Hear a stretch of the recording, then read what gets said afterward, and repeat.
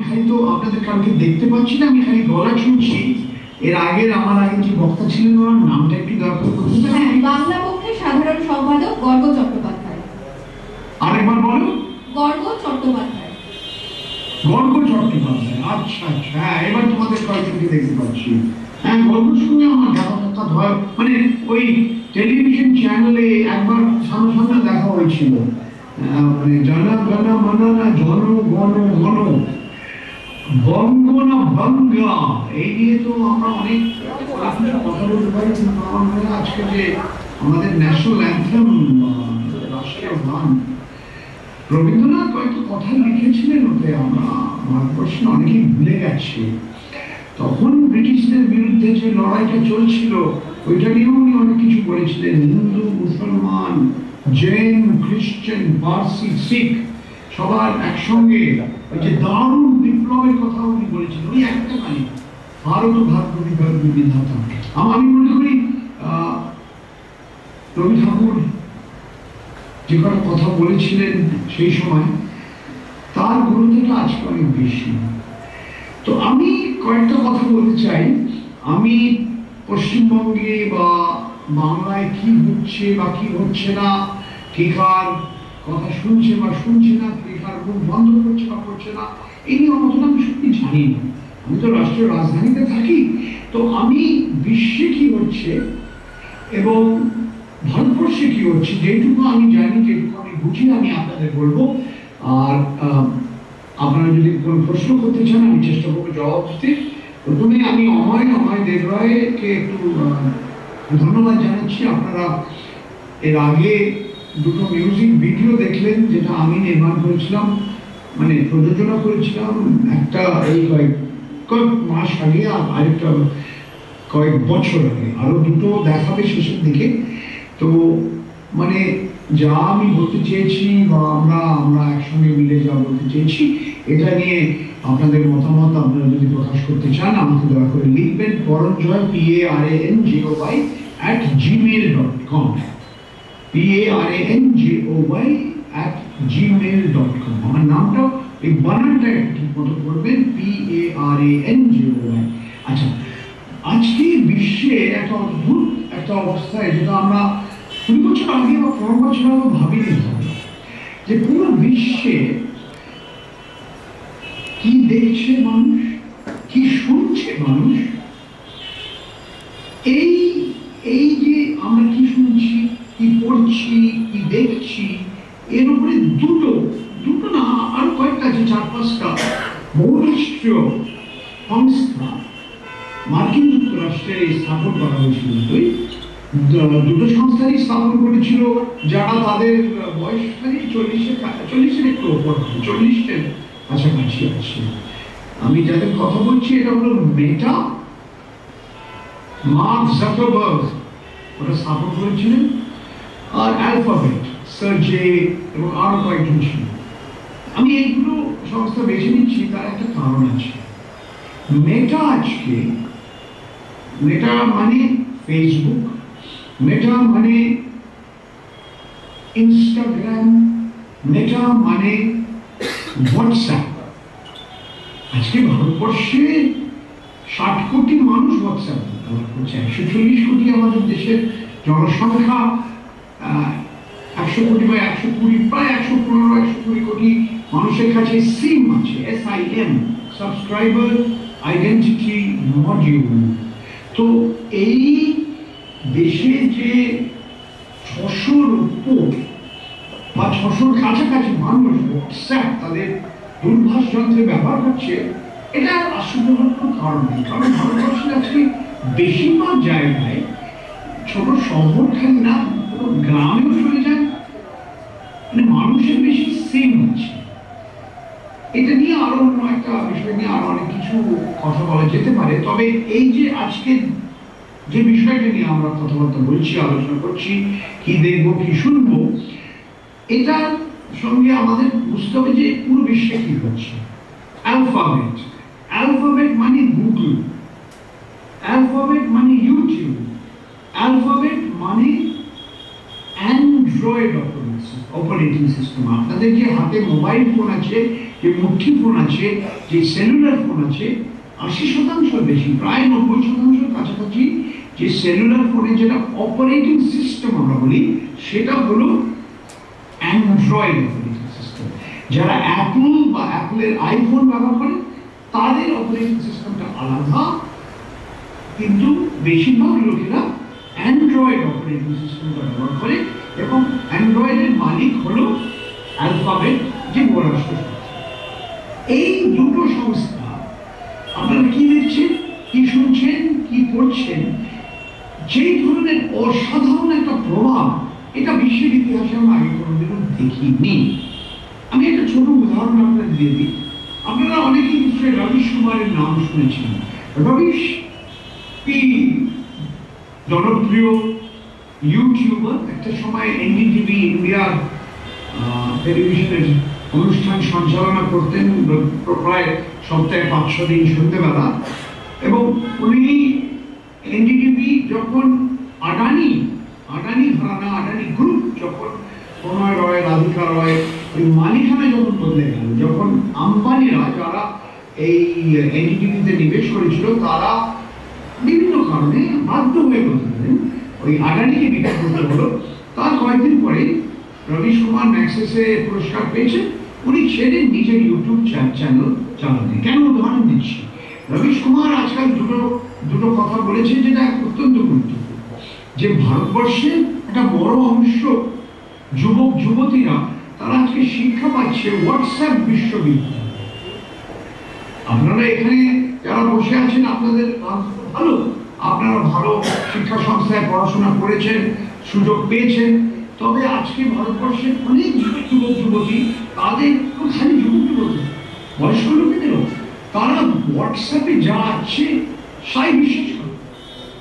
10 বছর আগে হোয়াটসঅ্যাপে একটা মেসেজ এলো যে প্রত্যেক সন্ত্রাসবাদী, না প্রত্যেক মুসলমান সন্ত্রাসবাদী নয়, তবে প্রত্যেক সন্ত্রাসবাদী মুসলমান, এই ধরনের ভুয়ো খবর, অর্ধসত্য খবর।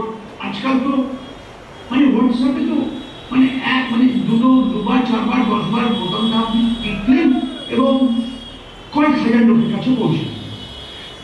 তো রবিশ কুমারের কথা আমার কেন বলছি, খালি ও এই যে হোয়াটসঅ্যাপ বিশ্ববিদ্যালয়ের কথা খালি বলেনি, ও বলেছে গদি মিডিয়া সম্বন্ধে। তো গদি মিডিয়া সম্বন্ধে অনেক কিছু ও বলেছে। তবে আজকে যে ও এনডিটিভি ছেড়ে ও নিজের ইউটিউব চ্যানেল শুরু করেছে। অনেকে বলবে দারুণ, সঙ্গে সঙ্গে লক্ষ লক্ষ লোক, মিলিয়ন সাবস্ক্রাইবার চলেছে।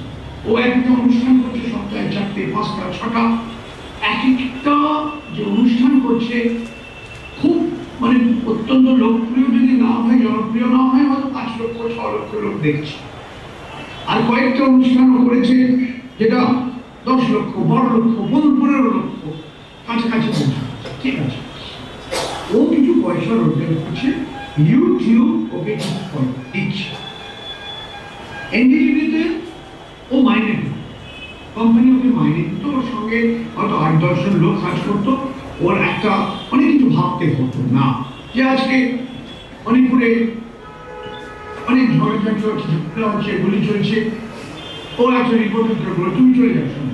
প্রথম হয় যা যদি আপনার চলে যাও, কেউ বললো যে দেখো মহারাষ্ট্রের মুম্বাইয়ে একটা হিন্দু মুসলমান দাঙ্গা চলছে, তুমি সঙ্গে সঙ্গে চলে যাও। অনেক কিছু করেছে রবিশ কুমারের সঙ্গে, অনেক কিছু বলতে। যাই হোক, ওকে নিয়ে একটা পুরো একটা তথ্যচিত্র ফাইন হচ্ছে। আমি দুটো কথা দিই। ইউটিউব ও শুরু করেছে ইউটিউব চ্যানেল, আপনারা অবশ্যই অনেকে দেখেন, আর যারা দেখেন না আমি আপনাদের উপদেশ দেব, অবশ্যই দেখবেন ও কতটা পয়সা রোজগার করছে। আমি জানি না, যদি আমি ওকে ব্যক্তিগতভাবে চিনি, আমি একটা বই লিখেছিলাম আর ওইটা নিয়েও আমি কয়েকটা লেখালেখি করেছি বইয়ের ভেতরে। ইউটিউব একটা মনোপলি, মানে আপনার পুরো এলাকায় একটাই দোকান আছে যেখানে আপনি সাবান কিনবেন, আর কোনো দোকান নেই, ওই দোকানে যেতেই হবে। ওই সাবানটা ওই একটা দোকান থেকেই আপনাকে কিনতে হবে, আর কেউ সাবান থেকে বিক্রি করবে না। ওই ব্যাপার হয়েছে ইউটিউব, একটা মনোপলি। ওই অ্যালগোরিদমের কথা একটু আগে বলুন, ওই অ্যালগোরিদমটা কি হবে বা কি হবে না এটা ইউটিউব ছাড়া কেউ জানে না। তার মানে ধরুন রবিশের একটা প্রোগ্রামে, রবি কুমারের একটা প্রোগ্রামে 10 লক্ষ লোক দেখেছে। ইউটিউবে যে বিভিন্ন বিজ্ঞাপন এসছে, যারা বিজ্ঞাপন দেখতে চায় না তাদের পয়সা দিতে হচ্ছে, কিন্তু ইউটিউবকে আপনি ইউটিউব প্রিমিয়াম যদি সাবস্ক্রাইব করতে চান আপনাকে প্রত্যেক বছরে কিছু পয়সা করতে হবে। যাই হোক, তো বিজ্ঞাপনের উপরে যেই ওরা রোজগার করছে, ইউটিউব কতটা রোজগার করছে সেটা রবিশ কুমার জানেন, কেউই জানে না, আপনিও জানেন না, আমিও জানি না। ওই অ্যালগোরিদমই জানে, এবং অ্যালগোরিদমের মালিক হলো ইউটিউবের মালিক। এবার ইউটিউব ধরুন একটা অনুষ্ঠান রবিশ, ও 100 টাকা, মানে ইউটিউব 100 টাকা, বিভিন্ন বিজ্ঞাপন দাতা 100 টাকা দিচ্ছে। ওরা রবিশকে কত টাকা দিচ্ছে? 10 টাকা দিচ্ছে, 20 টাকা দিচ্ছে, 40 টাকা দিচ্ছে, 90 টাকা দিচ্ছে। ওরাও বলবে না। এইটাই হলো ইউটিউবের মনোপলি। এইটুকুই আমি বলতে চাইছি। এইটা আজকে মত প্রকাশের স্বাধীনতা এবং বাক স্বাধীনতার উপরে একটা অত্যন্ত গুরুত্বপূর্ণ একটা প্রভাব।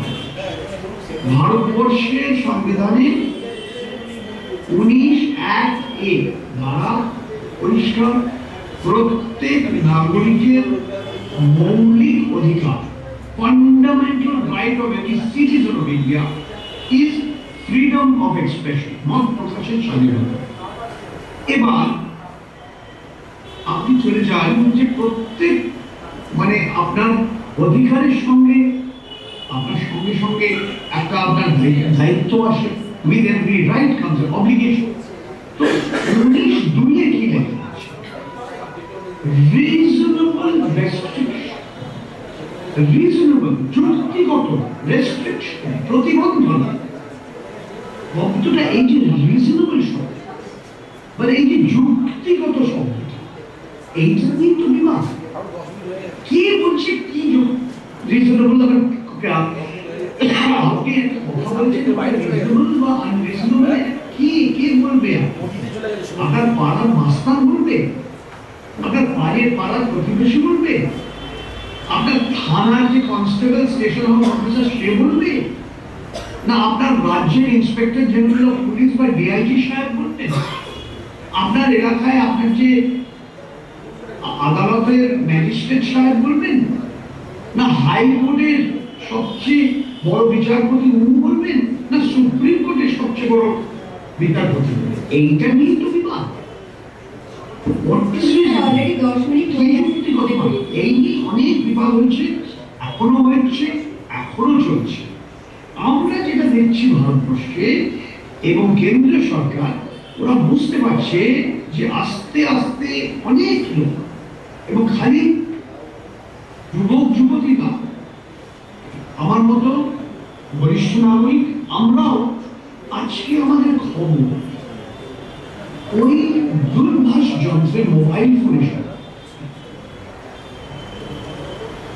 কাগজ, খবরের কাগজের পড়ছি না, স্ক্রিনে সবকিছু দেখা হচ্ছে।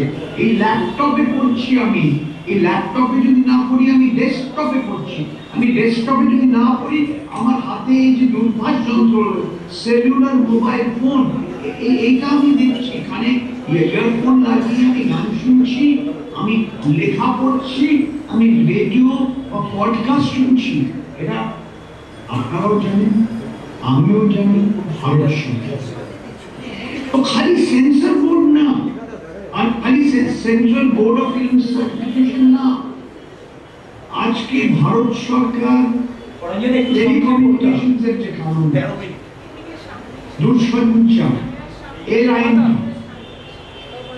ইনফরমেশন টেকনোলজি অ্যাক্ট, তথ্য প্রযুক্তির যে আইন, press and registration of books act, যে ছাপা হয়, যে বই প্রকাশ করা, যে আইন আছে, প্রত্যেকটা আইন মানে অনেকগুলো বদলে ফেলেছে, সঙ্গে সঙ্গে আরো বদলাচ্ছে।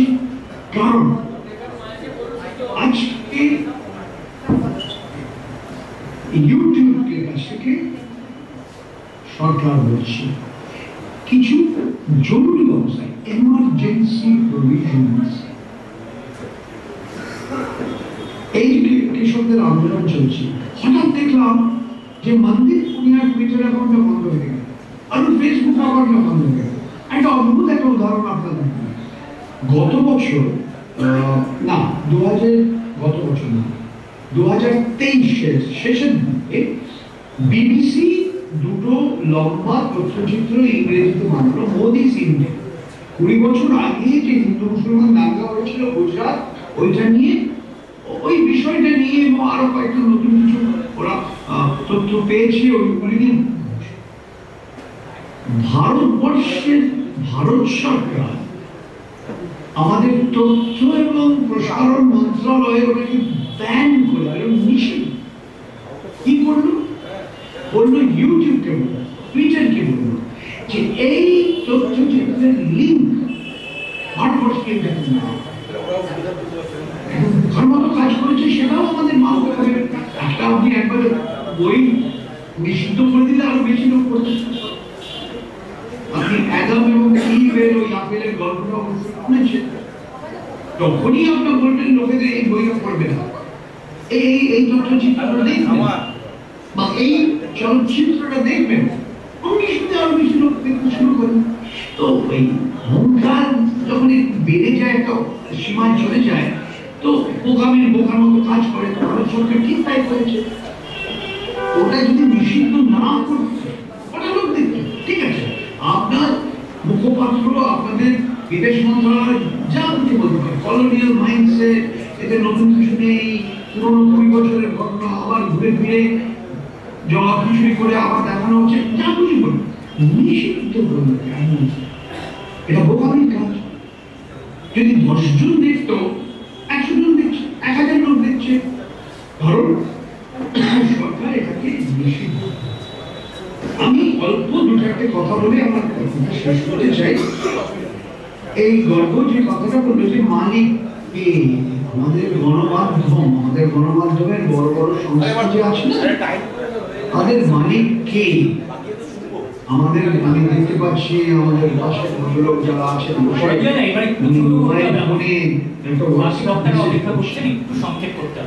মানে আমরা মানে একজন মানে নেশা হয়ে গেছে আমাদের না। আমি যদি আপনারা যারা সামনে বসে আছেন একে যদি বলি, আপনার 24 ঘন্টা আপনার মোবাইলের দিকে না তাকিয়ে থাকতে পারেন, আমি এক্ষুনি বলে দিচ্ছি যে বেশিরভাগ লোক পারবে না। আমি যদি মোবাইলটা বন্ধ করে বাড়ির একটা কোনায় রেখে দাও, তখন আমি কি করবো?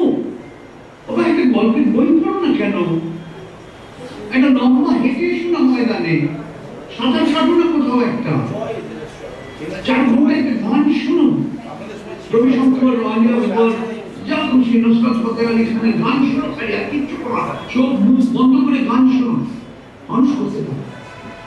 আজকে যে একজন মাতালের মতো হয়ে গেছে, যে আজকে অ্যালকোহলিক, তাকে সন্ধ্যাবেলায় যদি ওই সে উইস্কিটা না পায়, হাতটা কাঁপতে শুরু করে। আজকে ভারতবর্ষে এবং খালি যুবক যুবতীরা, বরিষ্ঠ নাগরিক, আমার সামনে আমি যে ভদ্রলোককে দেখতে পাচ্ছি, উনি হোয়াটসঅ্যাপ মেসেজটা এখনো দেখছেন, উনি আমার কথা শুনছেন, সঙ্গে সঙ্গে হোয়াটসঅ্যাপ মেসেজটা দেখছেন। এটা নেশা হয়ে যাচ্ছে, এমন একটা নেশা, এই নেশাটা ছাড়া সহজ না। আপনারা একটা তথ্যচিত্র দেখবেন, নেটফ্লিক্স পাবেন, দ্য সোশ্যাল ডাইলেমা বলে। এটা পুরো ভারতবর্ষ না, এটা ভারতবর্ষে খালি না, মানে পশ্চিমবঙ্গে না, পুরো বিশ্বে একটা বড় সমস্যা। কারণ উনি যদি মনে করেন আমি 2 মিনিট যদি হোয়াটসঅ্যাপ মেসেজটা না দেখে কিছু একটা দারুণ কিছু হয়ে যাবে, সাংঘাতিক কিছু একটা ঘটনা হয়ে যাবে, উনি পারছে না দেখতে। আমি বলে যাচ্ছি তো উনি দেখে যাচ্ছে, কোনো ব্যাপার না, আপনি দেখুন, ভালো করে মন দিয়ে দেখুন, অনেকগুলো আপনার বেঁচে গেছে। যাই হোক, তো আমার ফিরে আসছি যে এইটা যারা বোঝে, তারা আজকে ভারতবর্ষের সবচেয়ে ধনী ব্যক্তি, সবচেয়ে বড় শিল্পপতি, উদ্যোগপতি, পুঁজিপতি, এদের দুজনের নাম করে দিয়ে আম্বানি আম্বানি।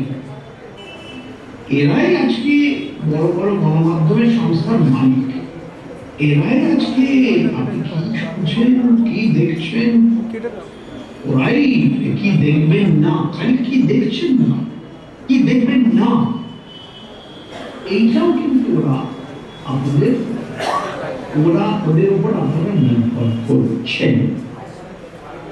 আমি কয়েকটা কথা বলে শেষ করি। একটা সময় আমার আনন্দবাজার বাজারে লিখতে বলতো, আমি আনন্দবাজার গ্রুপে বছর তিনি কাজ করেছি। আমি টেলিগ্রাফ পত্রিকায় যখন স্থাপন করা হয় 81-82 সালে, তখনও আমি কাজ করি। এখন আর কাজ করি না।